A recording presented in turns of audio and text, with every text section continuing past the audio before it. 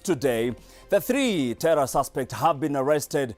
That is good news to every Kenyan. And of course, we'll be talking to Mukhisa Kitui, and later on, we'll be having Tipping Point. But these are the highlights.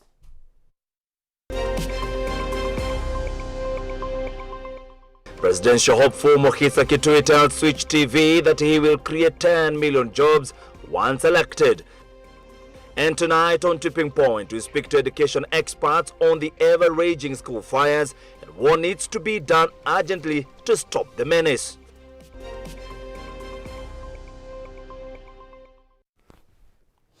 All right, my name is Frederick Muitiriri. My sign language interpreter is Teresia Washira. Now, the 3 terror convicts who escaped from Kamiti Maximum Security Prison have been arrested in Mwingi, Kitui County on their way to Somalia. This comes a day after President Uhuru Kenyatta made whopping changes at the helm of the prison service. The radical changes saw Commissioner General of Kenya Prison Service Wycliffe Ogolla fired. Daniel Anunda has more.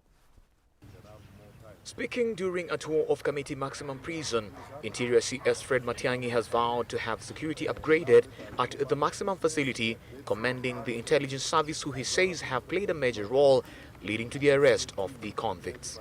And I'm so grateful that our colleagues in the security sector have worked so hard the last 3 days through the multi-agents team that we have in place, and they have gotten these 3 convicts. We have really looked at the entire ICT infrastructure in this place, and a partnership between us and the Ministry of ICT will immediately reconfigure this, because there are certain lapses, as I said, including our ICT deployment here, that got us into this in the first place. So government is going to deploy very heavily to ensure that these kinds of mistakes do not happen again. The 3 escapees, Muhammad Ali Abikar, Joseph Juma Odhiambo and Musharraf Abdallah, were arrested earlier today in Endau, Kitui County, and are believed to have been on their way to Somalia after a tip-off by members of the public.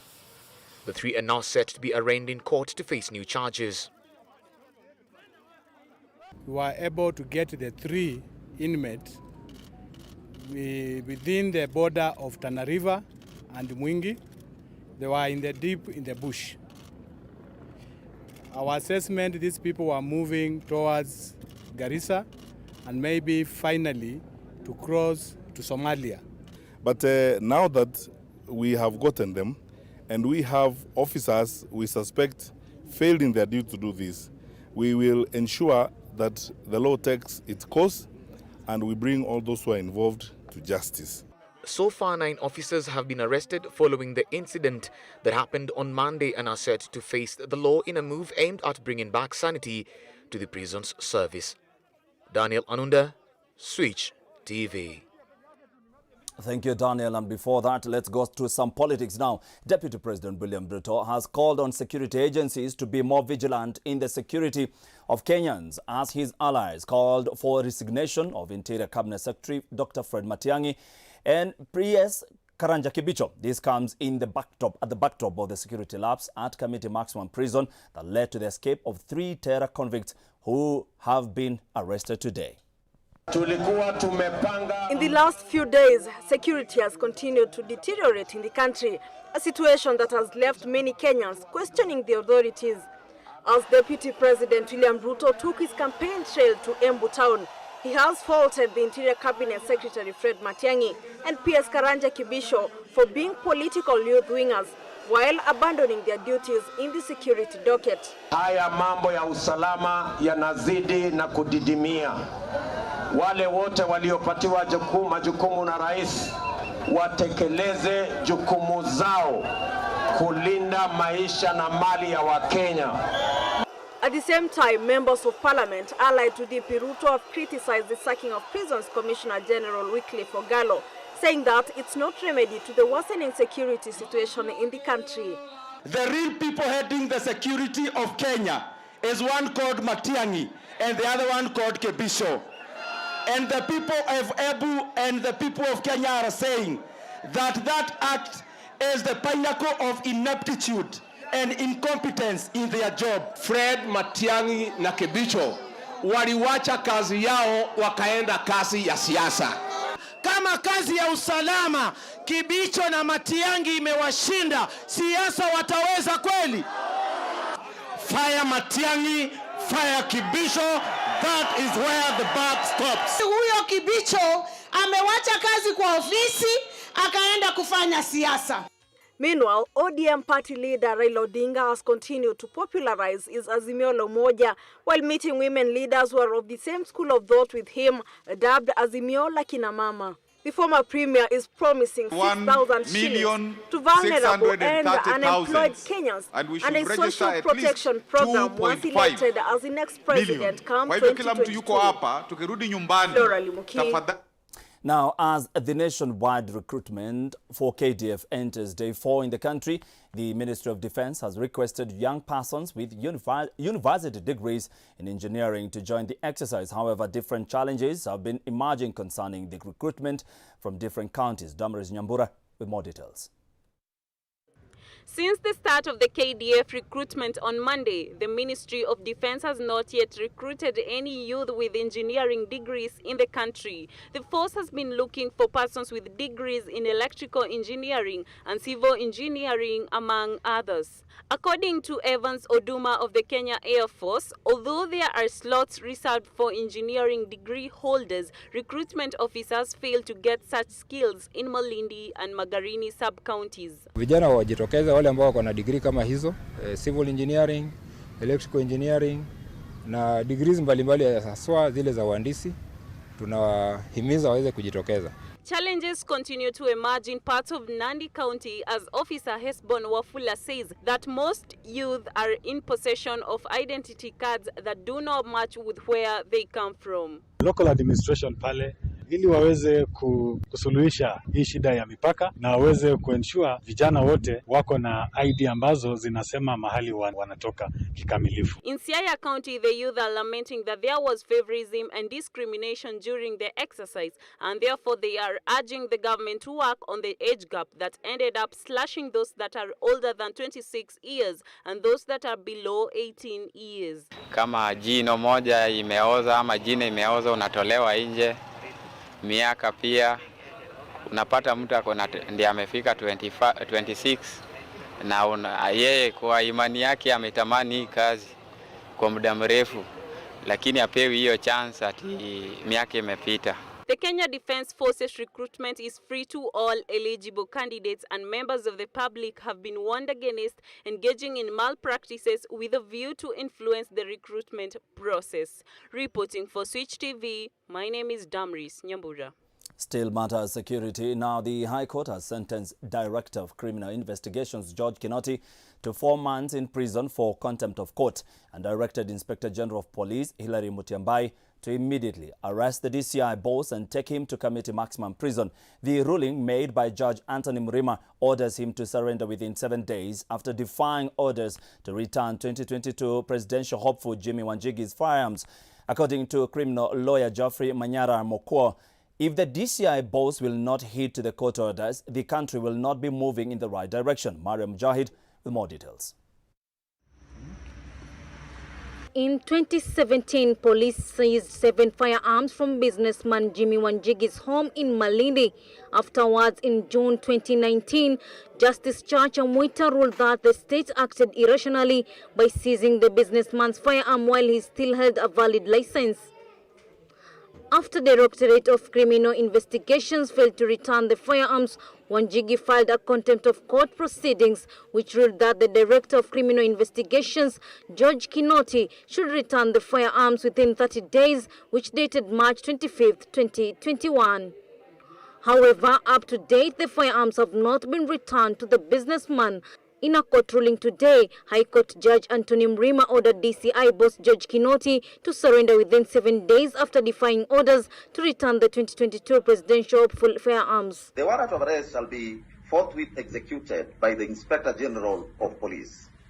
In the further event that the Inspector General of Police fails to execute the warrant of arrest, the same shall remain valid and be executed at any time, including when Mr. George Maingi Kinoti leaves the office of the Director of Criminal Investigations. However, according to criminal lawyer Manyara, the DCI boss may defend himself on grounds that the court is overreaching on licensing of firearms and its frameworks. Because even if Mr. Wanjigi says that he was given licenses to carry those firearms, it is the police under the DCI that issues those licenses. And so that is at that point, then if the court is saying that the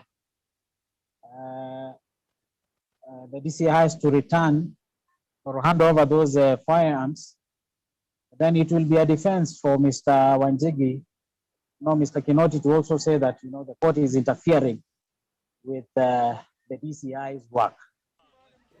Meanwhile, presidential hopeful Jimmy Wanjigi welcomed today's High Court ruling sentencing Director of Criminal Investigations DCI George Kinoti, stating that the days of impunity in the country are long gone and that no one is above the law. We are very happy with that ruling of the High Court. There is nobody who is above the law. The rule of law must be applied equally to every single Kenyan. Hakuna exception. Even if the Director of Criminal Investigations appeals the ruling, he will be forced to return the firearms or serve the jail term while the case is in court. The sought firearms are 1 pistol, a Smith and Wesson, 1 Glock pistol, 1 assault rifle, among others. Reporting for Switch, I am Mariam Jahid. Thank you, Mariam. Now, the Judicial Service Commission now says that corruption inside the judicial system strips off judicial hygiene. This comes a day after former Nairobi Governor Mike Sonko Mbuvi exposed High Court Judge Said Chitembwe on grounds of graft allegations. Chitembwe has, however, defended himself against the viral video released by the former governor, claiming that they were edited to defame him. Our very own Chepto Boyd with the details. Speaking today while presenting the 9th State of the Judiciary and Administration of Justice report, Chief Justice Martha Koome has said that the Judicial Service Commission will not allow corruption inside the justice system since it strips the institution of judicial hygiene. This comes at the backdrop of High Court Judge Said Chitembwe being exposed by ex-Nairobi Governor Mike Sonko over corruption allegations leveled against him. The judiciary will continue to work with all partners and other agencies to identify, expose, and stem out culprits or entire cartels of corruption. Attorney General Justice Kihara Kariuki has also condemned the act, citing that the judiciary cannot have a credible and more voice to preside over corruption cases when it bars its own from the standards of accountability. Public discourse has been awash with allegations of partisan, compromised, or elected decisions of judicial officers that are not in keeping with the expectations of our sacred covenant.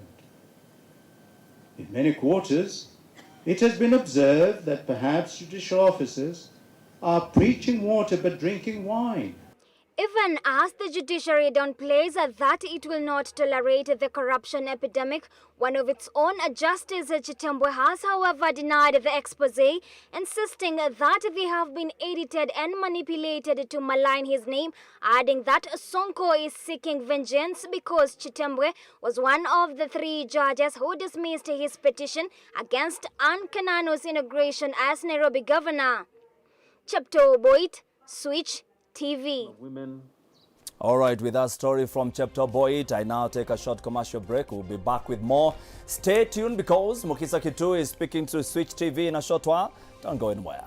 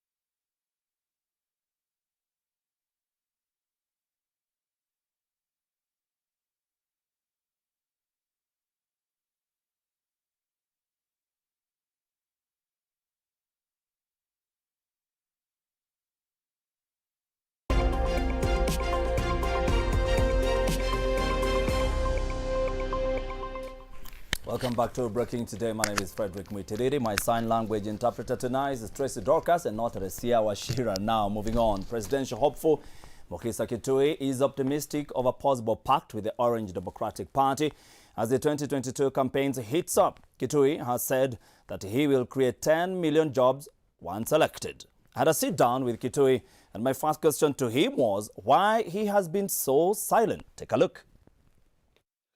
I've been around the country, like I've mentioned some other conversations recently. Yes. Because I'd been out of the country for so long, I didn't think it was right for me to come and just jump into public rallies. So what I've done is that I do, in many parts of the country, focus group meetings in constituencies. This way I've covered every constituency in Kwale, for example, every constituency in Mombasa County, half of the constituencies in Kilifi, about 2 counties in North Rift, 2 of the counties in Western, basically trying to sit down with people and say, introduce myself, who I am, what I stand for, start establishing, influencers, mobilizers on the ground. But while this has been going on, there are 2 other things that have also slowed down my rollout of the public phase of my campaign. Of course, first was the COVID restrictions, which are now out of the way, and that has been helpful. But another, I don't believe that a Lone Ranger campaign at this time, when coming so late into the campaign, is a viable way to really be a serious contender for power. So I have been consulting people in different coalitions, people who are independent, the teams, and some of those conversations are ongoing. For example, there was a moment when we are having very serious discussions with Muungano Party of Professor Kivuda Kibwana and the people of my party information, whether we should, instead of having a coalition, bond and build a rapprochement for us to launch as one party. I have seen already Kivuda Kibwana has crossed borders and he has gone to ODM. He'll be supporting Raila Odinga. He has not gone to ODM. He has hosted Raila's meeting in Wote to say that of the coalitions that are emerging, he aligns with that side as opposed to the side of Ruto. To my understanding, that is different from joining ODM. The last time I spoke to him, which was yesterday, he didn't give me the impression that he was at any one moment considering joining ODM. At any point, are you going to join either the UDA camp or the ODM camp? There is absolutely no chance that I'll join UDA, because our policy positions, our history are totally opposite. So there is no such a possibility. I am talking to a lot of the leaders in Raila-led initiative, but I'm not talking to them about me joining them, about what are complementarities we can bring in winning credible leadership. I have to grow my own mobilizing capacity before I'm relevant to any coalition. I can't just come one person and I say I'm joining a coalition. I'm seeing areas where there is no team that has worked, I think, sufficiently in building that anti-ODA constituency.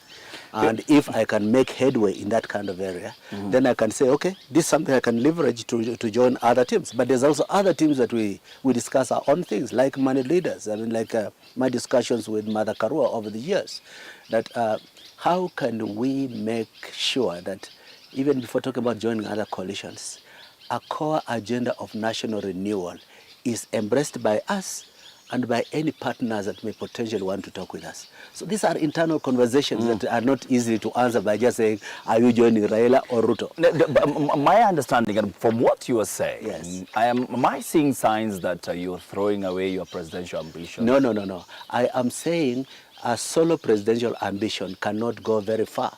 So you have to start looking at what are the levers that can give life, can give new oxygen to the momentum that you want to build. Let's go to Western politics. Yeah. And right now, Musalia Mudavadi is leading in Western Bloc. You come from Western region. Do you think, what are you going to bring on table in case you're going to go to any coalition? The number of different things. First of all, to my campaign, I believe that youth in Western and across many areas of Kenya have not adequately been mobilized, because nobody has talked to the concrete agenda of youth, tangible agenda on mobilizing new sustainable livelihoods. That constituency I want to maximize mobilizing it. That constituency is particularly important to me.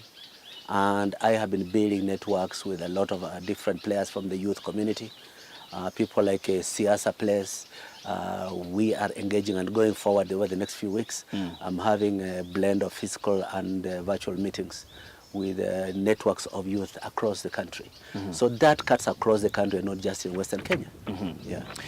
There were sentiments that you might be joining the Mutunga-led coalition. He's bringing on several parties together. I didn't know that Mutunga is leading any political coalition. And I don't even think that he's playing any active political role. So if there are such rumors, I can tell you, Mutunga is my friend. I've met him a couple of times, but I'm not joining any coalition that is led by William Mutunga. Let's look at your chances of winning the presidency. Right now, we are looking at UDA that has been on the ground for quite a while, and they are leading in that particular area. We are looking at ODM that has been doing very well. Musalia Mudavadi-led OKA team is doing very well. Where do you place yourself? Okay, first of all, UDA has not been on the ground very long. Ruto has been, but not UDA. He's leading it anyway. No, yeah, but the thing is that, okay, Ruto has been on the ground for very long, but not UDA. OKA, I don't know about leading OKA. They put on a nice face like a Quarrel's family, but when visitors come, you put on a smile and look at you all right. I am not starting a presidential campaign by looking for which coalition to join. I'm looking for space and momentum around what Kitui stands for. I think it's important to separate those two. How can we mobilize the constituents that Kitui articulates, represents, can engage to the maximum? And then we say democratically, internally, if we have to coalesce with other people, what kind of people can we coalesce with? You don't start with the coalition candidates before you build that constituency. Yes. Yes. Away from the coalitions and your ambition, running such a high seat requires that you have resources and quite deep pockets. Are you sure that you're going to run the marathon, because it's a marathon all the way to August 2022? I don't think there are many people who run presidential campaigns on deep pockets like Ruto does. Usually, resources are necessary, but you don't need to own those resources before you can run for presidency. The thing is, does your candidature give an assurance of people with the resources to invest in you as a vehicle to the future?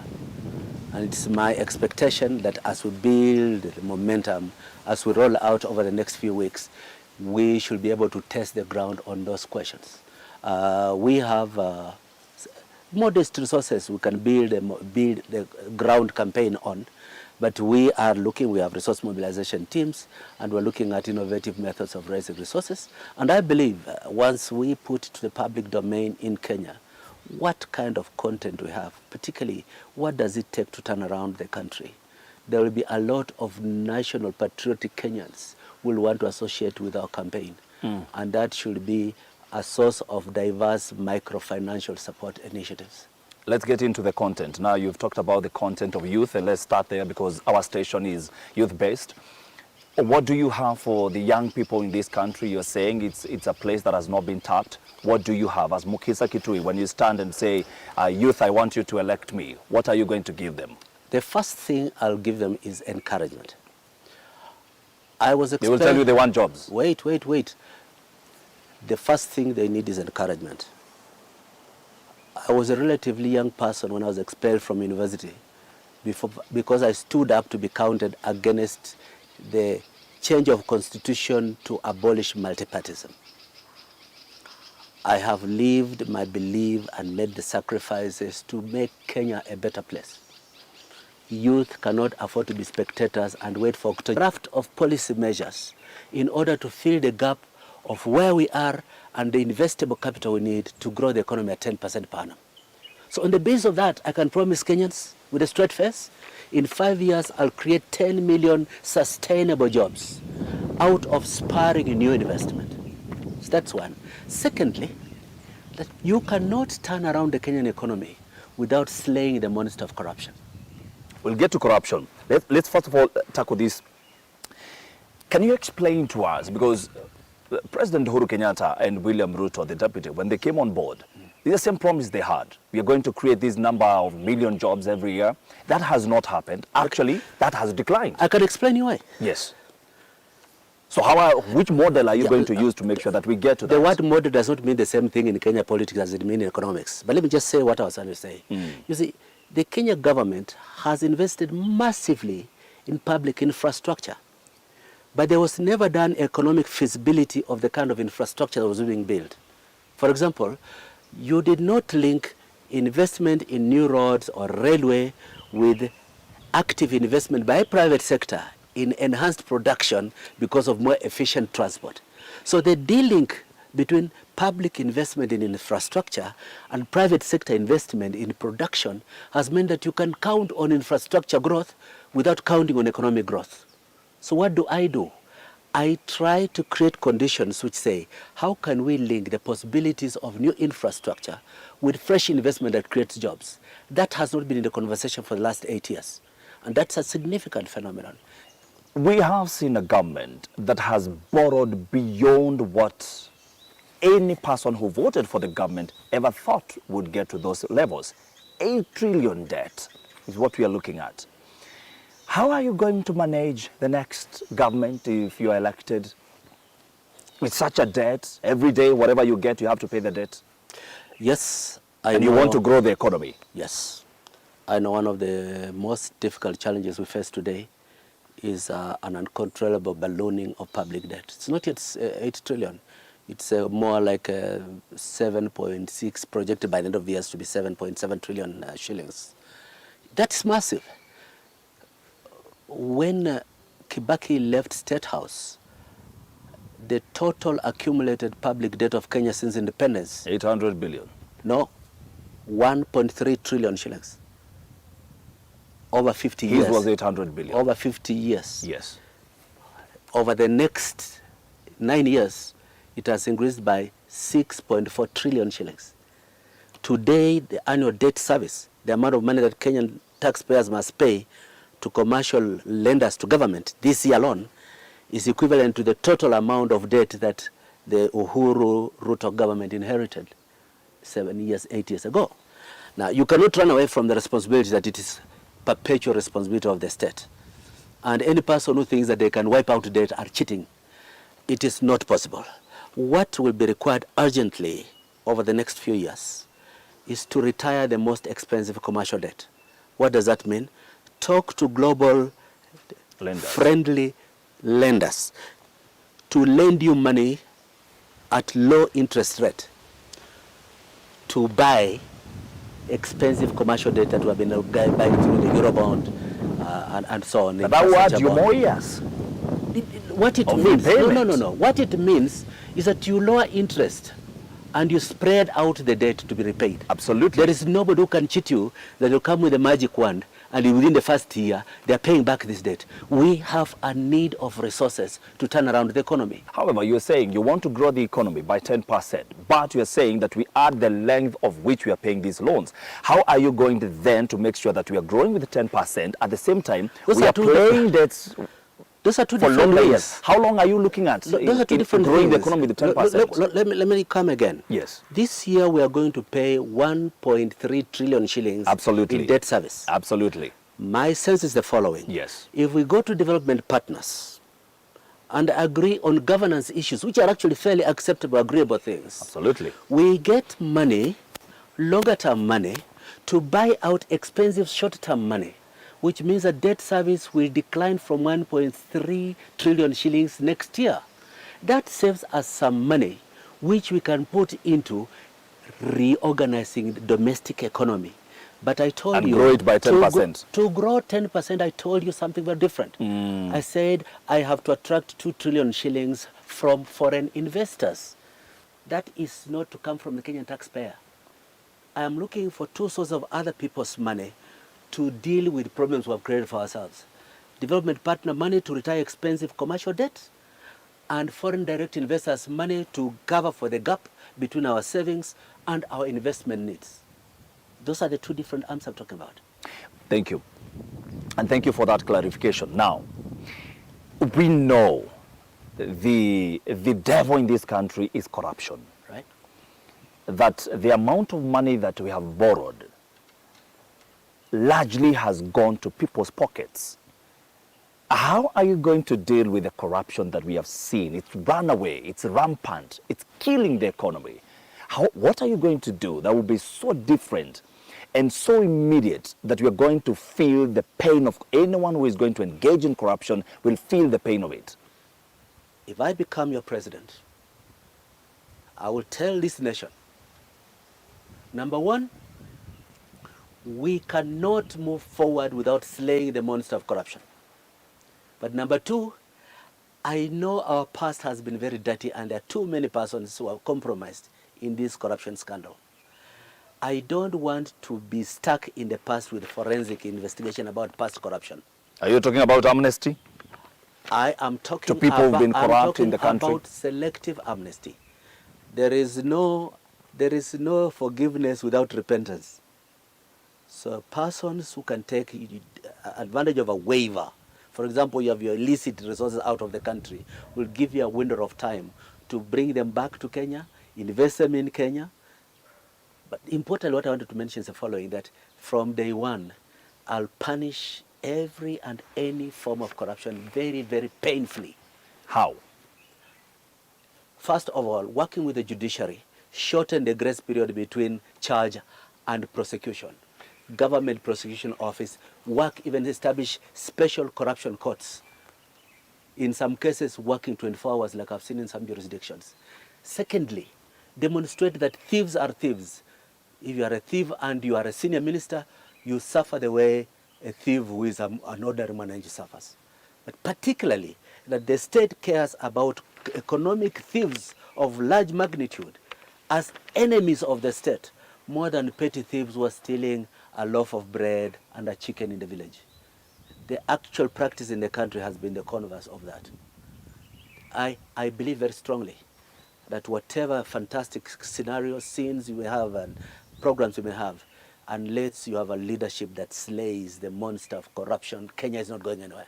That is an anchor point of my drive in public leadership. Mheshimiwa, you've talked about selective amnesty. And I'm concerned about that because this amnesty, how are you going to apply it? Knowing for a fact that most of people we are seeing in politics today, we cannot trace their wealth. How are you going to, some of them it's in billions of shillings. Are these people going to be forgiven under your government? No, I mean the thing is, the tax man has the instruments in law to chase unexplained income. Isn't that what Kenyans want, that their money that was stolen should be taken back? And should be gotten back, and no one should be forgiven for stealing because it's economic. I wish that's what Kenyans want, but my sense, and I've been walking around the country and asking people, that's not what they want. What do they want? They want easy money. What do you mean? Kenyans are excited to be given free money, regardless where it comes from. You have seen cases where thieves go to church, give lots of money to the church. The priest starts praying, Mungu mwenyewe ulitujalia baba, ukatuletea mgeni wetu hata tukumtegemea, yeye akatuletea na akatuchangia, Maulana mfungulie njia zake apate zingine atusaidie zaidi. Churchmen are praying for thieves to have more money. So the idea that Kenyans want criminals punished for stealing is very nice, superficial. But isn't that a way of... There are very many Kenyans who don't care where you got the money so long as you share with them. Unfortunately, I wish it was different, but unfortunately, I get the impression that's what the reality in our country. I can understand the outrage that makes countries slaughter their economic thieves. The blue-collar white-collar robbers. Yes. But I don't embrace capital punishment. If I did, the first candidates I would think of are child molesters and political, the thieves, large-scale economic thieves, economic saboteurs. But as I said, I think we have to make the cost of stealing so high and the social stigma of being a thief so high that there will be no path of persons who rise to high office because of disposing of money they cannot possibly have earned legitimately. In connection with that, Kenyans are complaining of the kind of taxes that we are having today. What are you going to do with the current state of, because every time the government is in need of something, they're raising taxes. What are you going to do? For the Mama Mboga who is complaining about it. No, it's not only Mama Mboga who is complaining about tax. Even the rich are complaining about tax. All categories of society. But I say this way. First of all, I don't think it is sensible to say what Kalonzo Musyoka said the other day, that he will cut taxes by 50%. I mean, you absolutely have no sense of how governments are run if you come and tell us you're going to cut tax by 50%. To me, the best way to reduce the burden of tax is twofold. One, if you reduce the excesses of government expenditure to make government live within its means, then its appetite for additional money through overtaxing the citizens goes away. That is one. Secondly, if you grow a wider base for taxable income, if you grow the economy, diverse the people who have disposable income, people can pay direct and indirect taxes, then the collective tax pot can start growing while the individual payment of taxes declines. So to me, it has to be two, three different related things. One, turning around the economy. Two, living within your means. If you keep your budget within your means, meaning you keep the public budget deficit at maximum 5% of GDP, then the need in the middle of a financial year to increase taxation on petroleum or other basket of consumables will not arise the way it's arising today. Finally, but to say I will declare a 50% reduction on tax, or 6,000, giving Kenyan 6,000 shillings, you think that is viable? Well, both, I mean, to me, a 50% reduction in tax, a 6,000 shillings gift to citizens while you are cutting down massively on the budget of ministries, and 100 billion shillings you throw at youth and you say they'll create 4 million jobs. All three are voodoo economics. They are not based on any sound understanding of what are the challenges. They are not based on any proper prescription of what are the solutions to the problems. So they are sweet-sounding political sound bites, but all three of them do not at all relate to the reality of what the next president is going to do. This is my final question. The government of President Uhuru Kenyatta, William Samoei Ruto, the deputy president, and now Raila Odinga, who has partly been enjoined. Yeah. How would you rate its performance from 1 to 5? How would you say in comparison with the government that you worked for, Mwai Kibaki? Recently, President Uhuru, in celebrating the 90th birthday of Mwai Kibaki, praised him as the best president we've had. And in agreeing with him, I think he's making a statement about the difference between that government and this government. Rated from 1 to 10, where would you place it?